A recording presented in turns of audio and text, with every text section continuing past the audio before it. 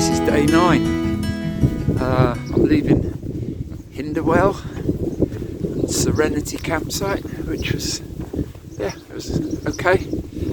I got it really wrong though. I thought it was going to be really warm, so I only brought my lightweight sleeping bag, and I was so cold last night. I ended up putting all my clothes back on.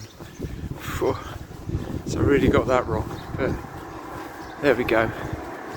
Anyway, today I'm going to walk to Whitby, which I think is probably going to be about 9 miles. It's not massive, but I'm hoping to get there a little bit early so I can go and have a look around the town.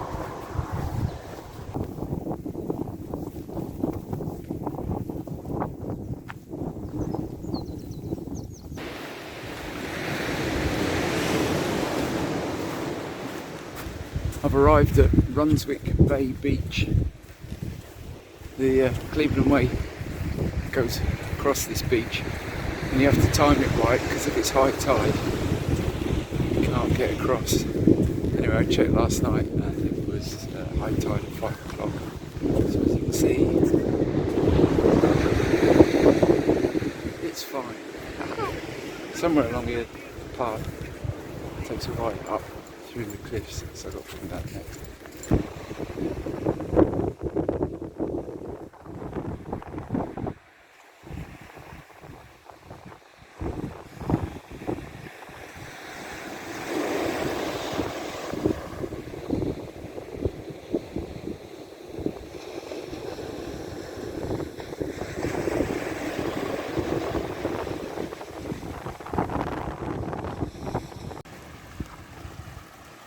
This is the gully that takes you up and off Brunswick Sands and back onto the cliff top.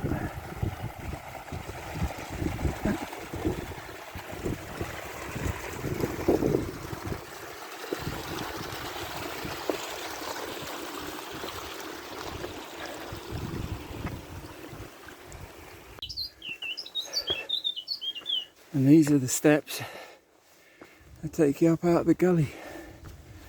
Ooh, yeah.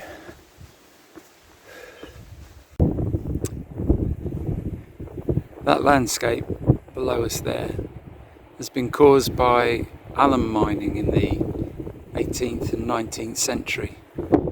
I've passed quite a few places on the side of the cliffs that have looked a bit like this, scarred and a bit desolate, I suppose.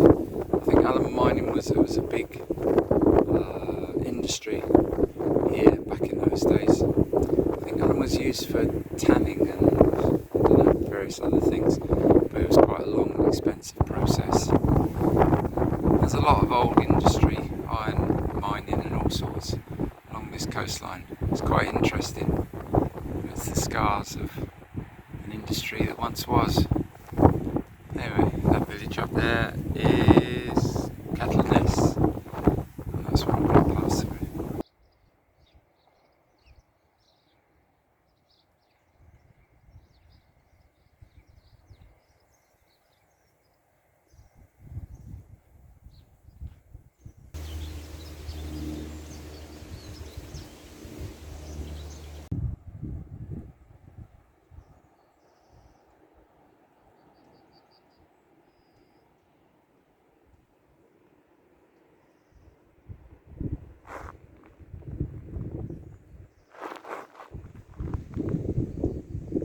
Dankjewel.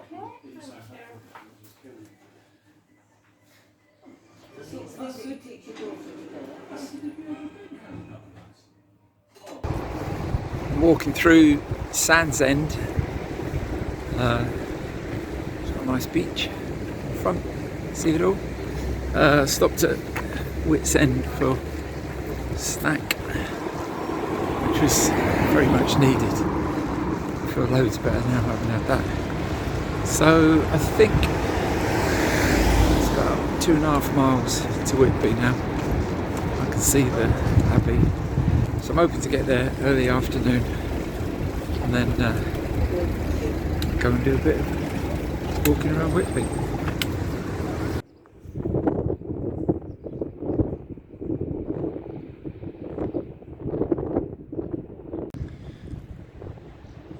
is the Captain James Cook Monument, which oversees Whitby Harbour, or overlooks. There's the harbour down there. That's where I'm going, to the harbour. Well, I've made it to Whitby Harbour, and as you can see, it's a pretty busy place. Anyway, next thing now is try and find my campsite.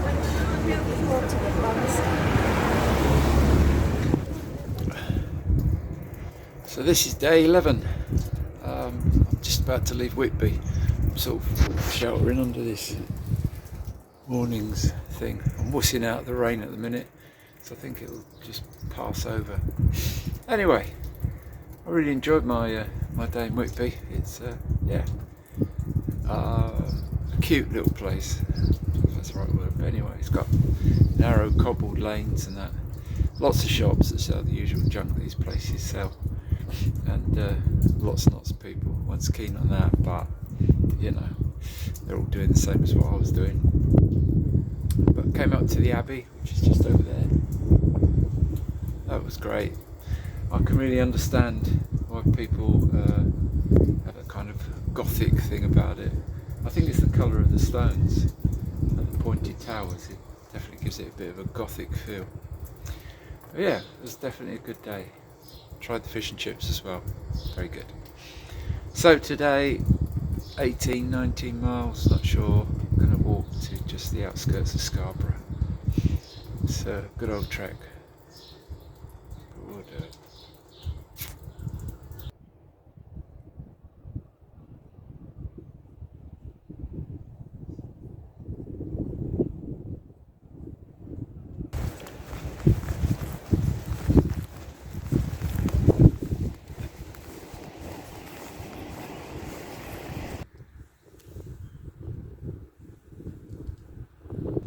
This is the Whitby Bull, which is an old foghorn that used to blast out across the sea to warn sailors of the coast. I must say today the sea does look very grey and menacing. It's a beautiful thing, but it's a scary thing as well. Quite awesome. And then just a little bit along the way from the Bull, there's Lighthouse, which used to be manned, but now it's fully automated. Wow, look at all them nesting birds. I don't know if they're seagulls or what they are. There's loads of them on them ledges.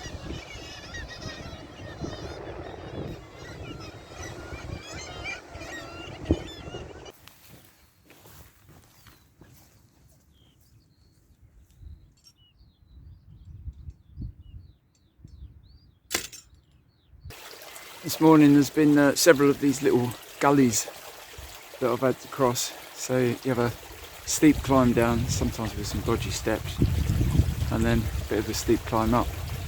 And there's like a little stream. There's someone. It flows down by them. But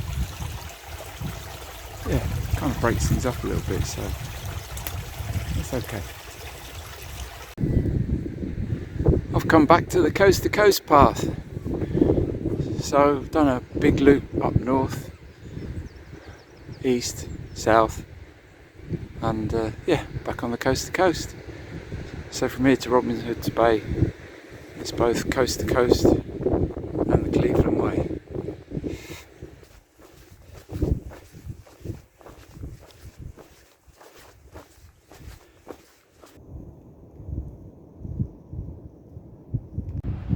There is Robin Hoods Bay, my first destination of the day. I'm really hoping that somewhere down there I can get a good breakfast.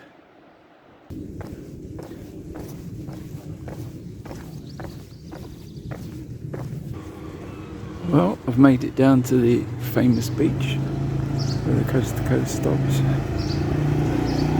don't know where the Cleveland Way goes from there, I'm sure.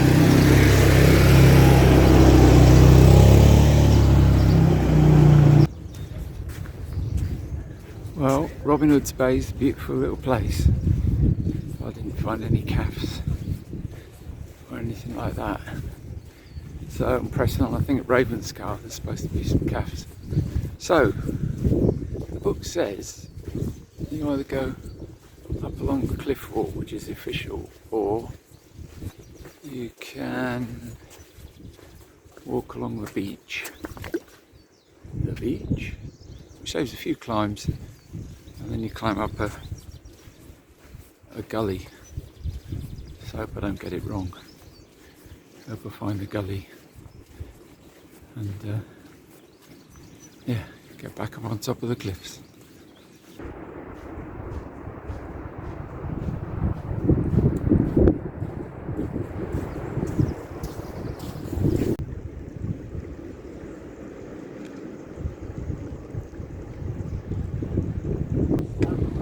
This is where I leave the beach and get back onto the official Cleveland Way trail up that path there.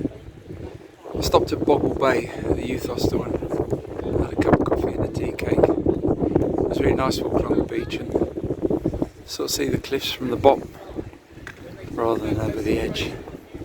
But anyway, it's back up the top now. Press on. I feel intrigued by those lines down there in the, it's not exactly the beach. I'm guessing it's where sort of successive cliff faces have been, and then sort of been slowly eroded away. This is a long old hill up to Ravenscar. Oh.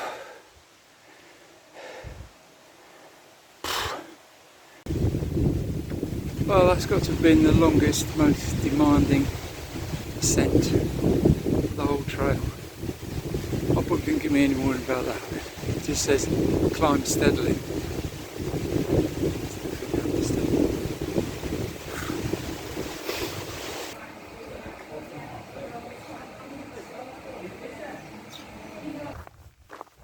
Just stopped at the old railway station at Ravenscar. Had a bit to eat, which was very welcome.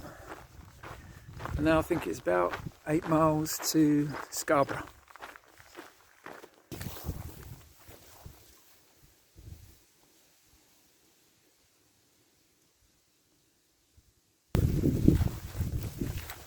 Since Ravenscar, the cliff face, whatever you want to call it, has changed again. It's been a lot more level, not so undulating.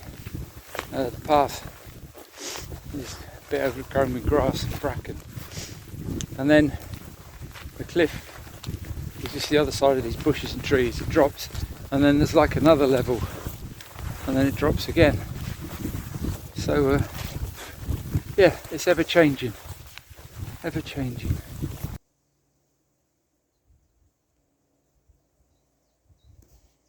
This path is now going to take me down into Hayburn Wyke, and at the bottom of it there's a waterfall that falls onto the shore, onto the seafront, and then I have to climb all the way back up to the top of the cliffs again.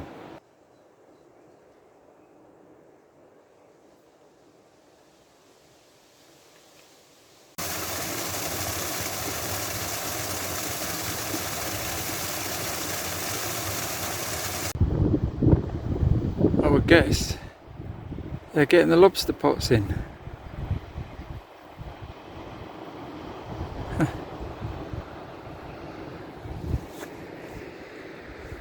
And I think that over there is Scarborough.